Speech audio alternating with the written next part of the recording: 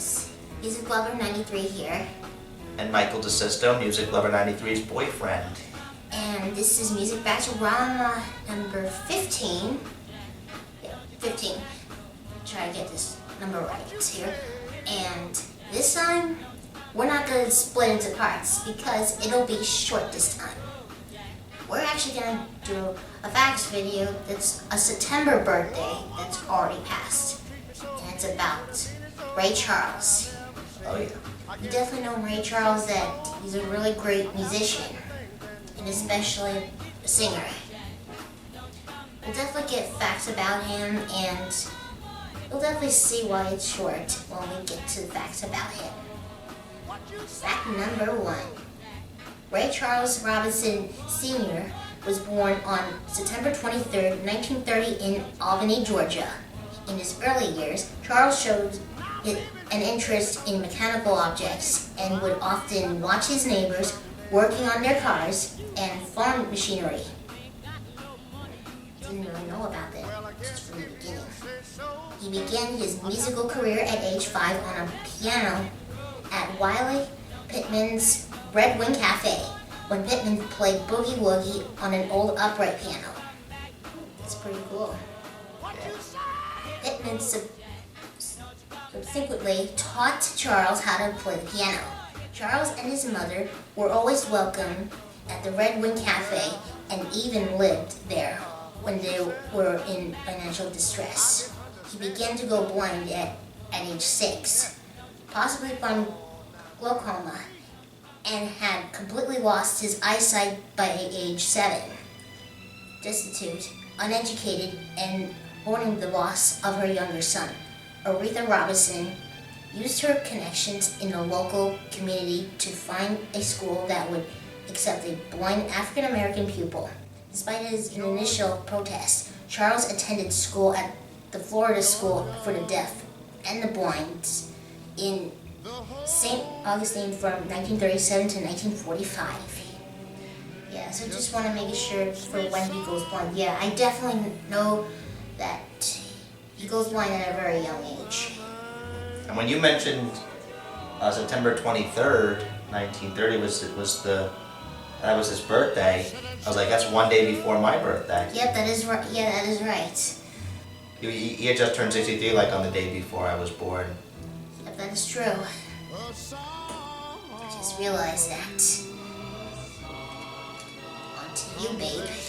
Thank you, babe. Alright, here's number 2.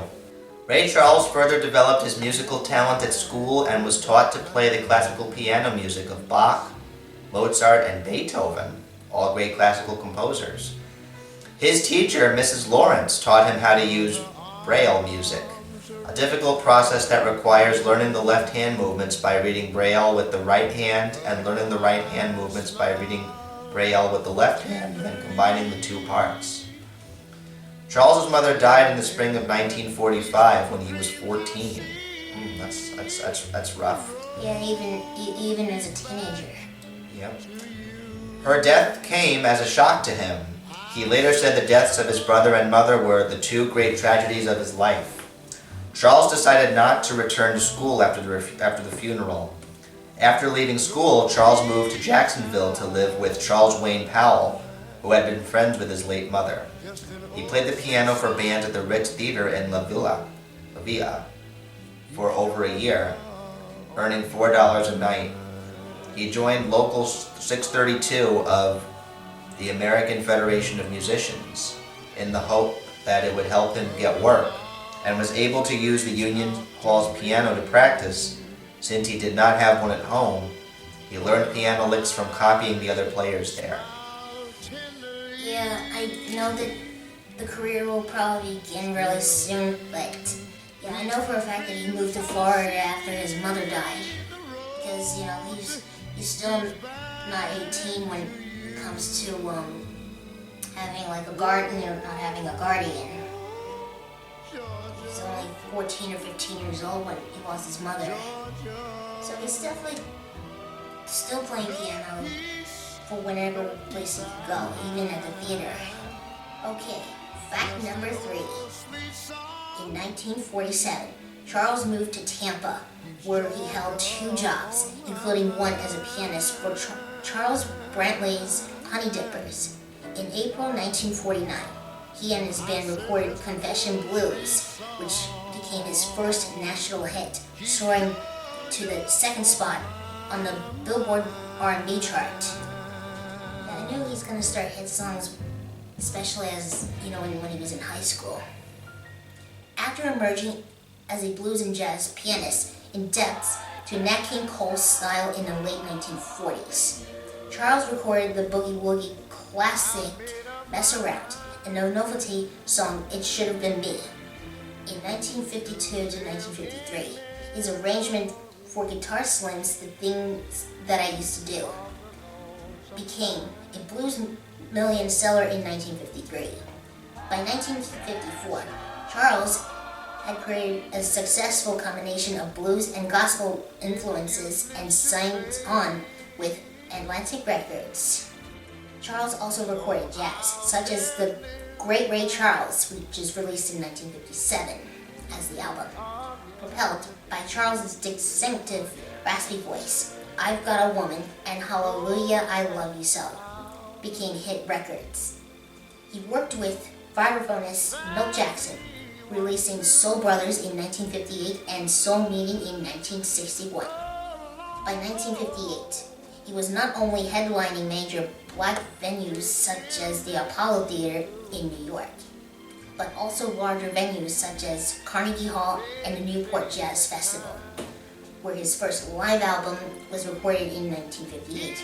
He hired a female singing group, the Cookies, and renamed them the Raylettes.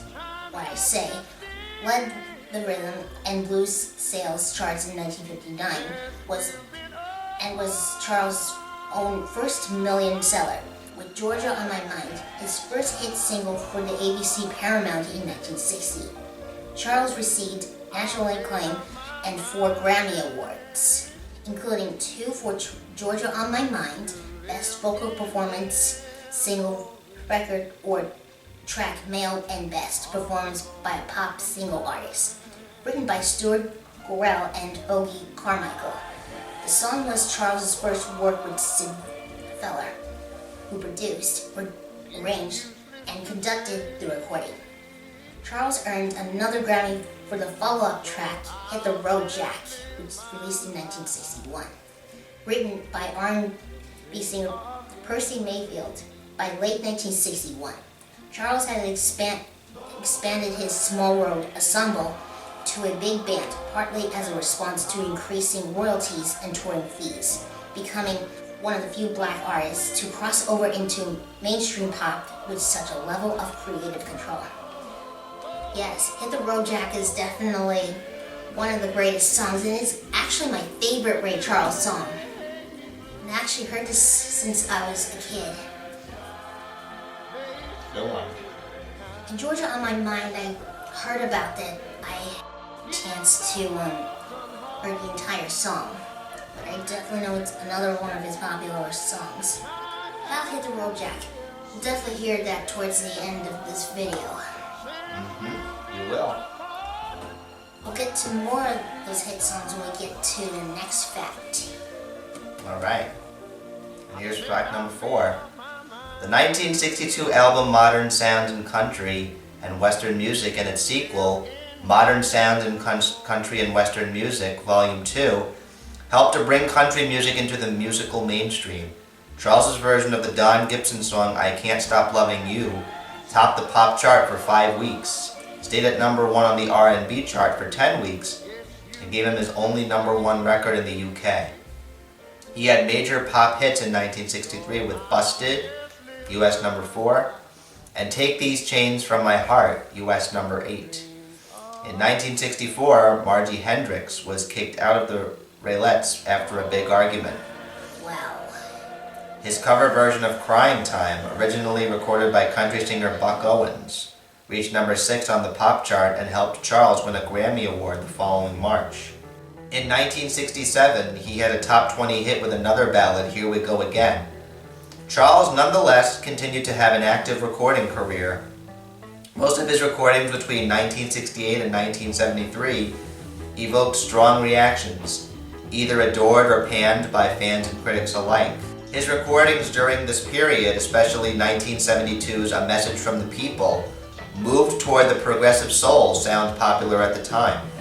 A Message from the People included his unique gospel-influenced version of America the Beautiful and a number of protest songs about poverty and civil rights. Charles was often criticized for his version of America the Beautiful because it was very drastically changed from the song's original version. I've heard about America the Beautiful, but I don't really listen to it. I don't know about you, babe. I've sung it before in the past. Normally I would sing that song when xylophone was around like, patriotic holidays like Veterans Day, Memorial Day, and stuff like that. Yeah, I know it was a President's Day. I know it's a patriotic song, but I didn't get a chance to actually listen to it. But I'll take a look at it later. Yes, I Can't Stop Loving You is another song I've heard as well. It's definitely like a slow song, and it's like really mellow, and it's about 4 minutes long. But it's another good one from Ray Charles. You know, he's got a great voice when he did those songs, especially on the piano when he played. Okay, now we get to fact number 5. In 1974, Charles left ABC Records and recorded several albums on his own label, Crossover Records. The 1975 recording of Stevie Wonder's hit, Living for the City, later helped Charles win another Grammy. Now, I know for a fact that both Stevie Wonder and Ray Charles, they're both blind. In 1977, he reunited with Ahmet Tegun and re-signed to Atlantic Records, for which he recorded the album True to Life, remaining with his old label until 1980. However, the label had now begun to focus on rock acts, and some of their prominent soul artists, such as Aretha Franklin, were starting to be neglected.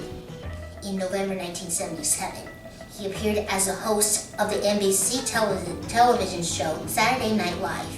In April 1979, his version of Georgia on My Mind was proclaimed the state's song of Georgia, and an emotional Charles performed the song on the floor of the state of legislature. Yeah, you did mention about this before when you did like the 5 facts, when you did the xylophone thing about what happened on the version of Georgia on My Mind in 1979. I remember talking about that a couple years back. Yeah, actually like over 3.5 years ago when you did it. Yeah, Yep. This is during Right. the pandemic. So that's why I just wanted to mention about it. That was really Well, of course you know Stevie Wonder and Aretha Franklin because they're the ones who did soul songs. Now the next one will be really interesting. That's right. And here's number 6. In 1980, Charles appeared in the comedy The Blues Brothers with John Belushi and Dan Aykroyd. I know that movie, but I haven't got a chance to watch it, like the full movie. I would love to sometime. Have you watched The Blues Brothers? I've definitely heard of them, and a couple of my friends actually have dressed up as the Blues Brothers for Halloween in the past as well. Oh yeah, with the fedoras, the sunglasses, and the suits. I would love to dress something like this. I also love their version of Jailhouse Rock. Oh yeah. Speaking of the Blues Brothers, and I also love when they sing the song Soul Man. Yeah, I really had to watch this movie with you sometime. That would be cool. Anyways, we shall continue. Yeah. So once again, in 1980, Charles appeared in the comedy The Blues Brothers with John Belushi and Dan Aykroyd. The music icon received a special honor a few years later as one of the first people inducted into the Rock and Roll Hall of Fame. Very, very awesome. Charles was recognized for his contributions to the genre alongside such fellow luminaries as James Brown, Elvis Presley, Sam Cooke, and Buddy Holly. In 1983, Charles signed a contract with Columbia.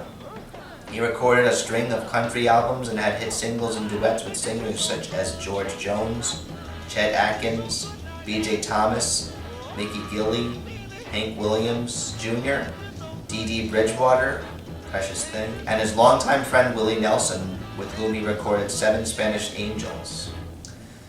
In 1985, Charles participated in the musical recording and video We Are the World, another great song, a charity single recorded by the supergroup United Supportive Artists, or USA for Africa. Yep, he's part of it, and We Are the World.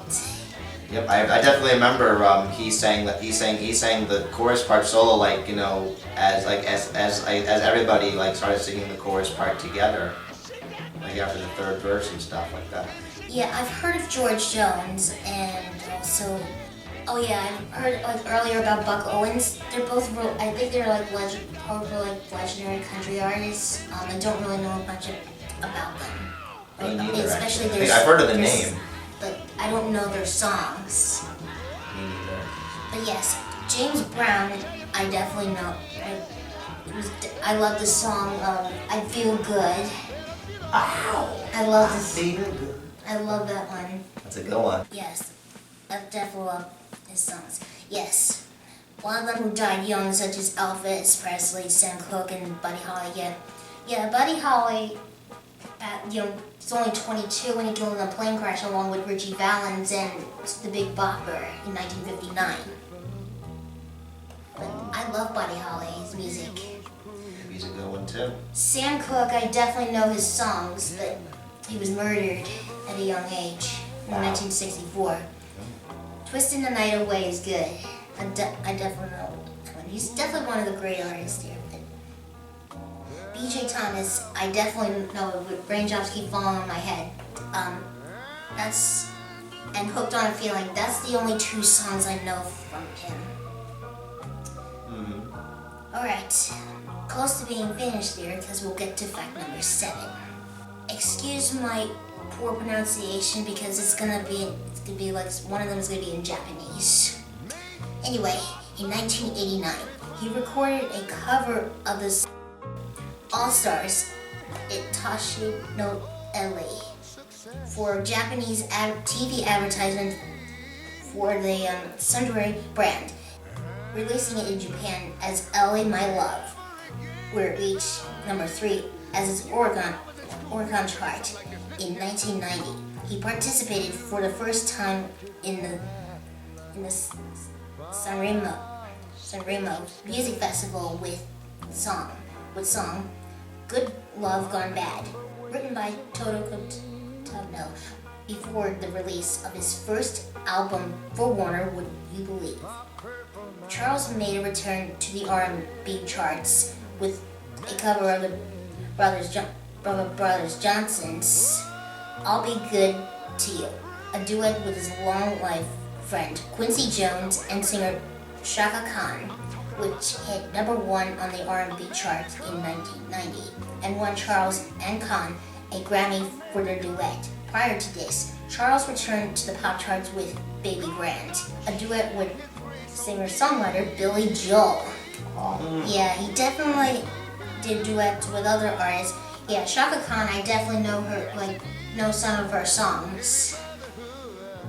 She's definitely one of the great female artists, and especially in the early 80s. But yeah, that didn't surprise me that he did a duet with Billy Joel, because Billy Joel made a duet with other popular artists. Next one is going to be probably the shortest of the others. Yep, number 8. In 2001-2002, Charles appeared in commercials for the New Jersey Lottery to promote its campaign, For Every Dream, There's a Jackpot. In 2003, he headlined the White House Correspondents Association dinner in Washington, D.C., attended by President George W. Bush, Laura Bush, Colin Powell, and Condoleezza Rice. Yeah, that was at the time when George W. Bush was the president at the time, because since 2001, it's... Yeah, he definitely appeared in commercials. I haven't got a chance to see it, but I'll definitely take a look at it on YouTube. Number 9. Also in 2003, Charles presented Van Morrison with Morrison's Award upon being inducted in the Songwriters Hall of Fame. And the two sang Morrison's song Crazy Love. The performance appeared on Morrison's 2007 album, The Best of Van Morrison Volume 3. In 2003, Charles performed Georgia on My Mind and America the Beautiful at a televised annual banquet of electronic media journalists held in Washington, D.C. Charles had a successful hip replacement surgery and was planning to go back on tour until he began having other ailments. Yeah, he did a duet with another great artist, Van Morrison. Definitely known him for Brown Eyed Girl. And Have I Told You Lately? Yeah, he originally sang that one before Rod Stewart did it, but there's another Van Morrison song that I should remember, but I'm not really. Oh yeah, I know. Actually, I think I know what it is. Jackie Wilson Said. It goes like da da da da da da da. Could it be that one? I think so, but it's not the one. But it's the other one that's like the slow pace. But I'll put it in the text here. All right, now we'll get to his final life. Yep, last one. So number 10. His final public appearance was on April 30th, 2004 at the dedication of his music studio as a historic landmark in LA. He died at his home in Beverly Hills, California, of complications resulting from liver failure on June 10th, 2004 at the age of 73. His funeral took place on June 18th, 2004 at the First African Methodist Episcopal Church of Los Angeles, or LA, with numerous musical figures in attendance. B.B. King, Glenn Campbell, Stevie Wonder, and Wynton Marsalis each played a tribute at the funeral. He was interred in the Inglewood Park Cemetery. His final album, Genius Loves Company, released 2 months after his death, consists of duets with admirers and contemporaries B.B. King, Van Morrison, Willie Nelson, James Taylor, Gladys Knight, Michael McDonald, Natalie Cole, Elton John, Bonnie Raitt, Diana Krall, Norah Jones, and Johnny Mathis. The album won 8 Grammy Awards, including Best Pop Vocal Album, Album of the Year, Record of the Year, and Best Pop Collaboration with Vocals for Here We Go Again with Norah Jones, and Best Gospel Performance for Heaven Help Us All with Gladys Knight. He also received nods for his duets with Elton John and B.B. King. The album included a version of Harold Arlen and E.Y. Harburg's Over the Rainbow, sung as a duet with Johnny Mathis, which was played at Charles's memorial service. Yeah, there's a lot of artists who know about Ray Charles, and especially doing like tributes to him. But yeah, there's a lot of great artists who know about it, especially of course Elton John was included, Stevie Wonder, Johnny Mathis. Yeah, I definitely know who he is. He definitely have. Johnny Mathis is in his 80s now. He's definitely a great singer. Yeah. So those are the facts about Ray Charles. And I mentioned this earlier about Hit the Road Jack.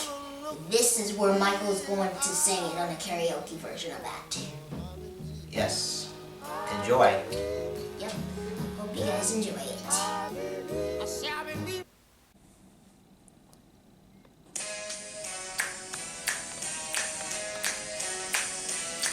Hit the road, Jack, and don't you come back no more, no more, no more, no more. Hit the road, Jack, and don't you come back no more.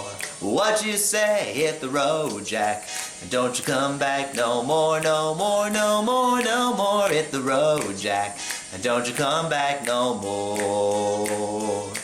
Oh woman, don't treat me so mean. You're the meanest older woman that I've ever seen. I guess if you said so, I'd have to pack my things and go. Hit the road, Jack, and don't you come back no more, no more, no more, no more. Hit the road, Jack, and don't you come back no more. What you say? Hit the road, Jack, and don't you come back no more, no more, no more, no more. Hit the road, Jack, and don't you come back no more. And now, baby, listen, baby, don't you treat me this way, 'cause I'll be back on my feet someday.